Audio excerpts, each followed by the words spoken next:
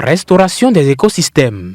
Tel un leitmotiv, la célébration de la Journée mondiale de l'environnement s'articule autour de cette thématique. Ceci dans l'espoir d'apporter une solution pratique aux problèmes environnementaux.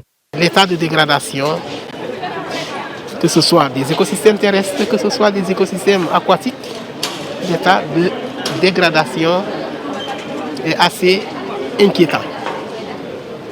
Il n'y a qu'à voyager à travers nos pays en Afrique pour s'en rendre compte. Alors, si ces écosystèmes disparaissent, nous risquons de disparaître avec ces écosystèmes. Face à cette inquiétude, ce spécialiste pense que la responsabilité de la communauté internationale est engagée.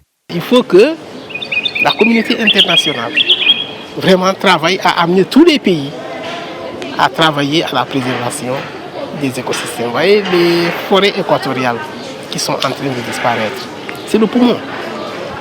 C'est le poumon de la Terre. Si ces forêts disparaissent, évidemment, les conséquences sont incalculables. Au plan local, le rôle des collectivités territoriales peut être d'un apport conséquent à la restauration des écosystèmes. Il passe par la nécessité de mener des actions concrètes.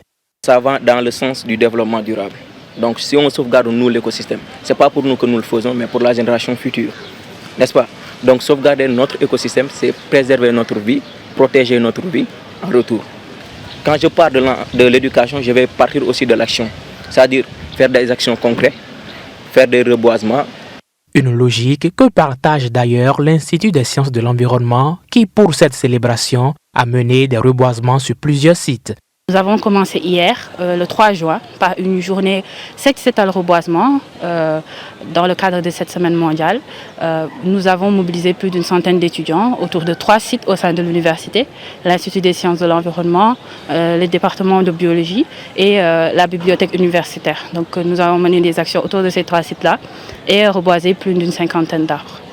Selon le Programme pour l'environnement des Nations Unies, la restauration des écosystèmes peut prendre de nombreuses formes, à savoir planter des arbres, verdir les villes, réaménager les jardins, changer les régimes alimentaires ou encore assainir les fleuves et les côtes.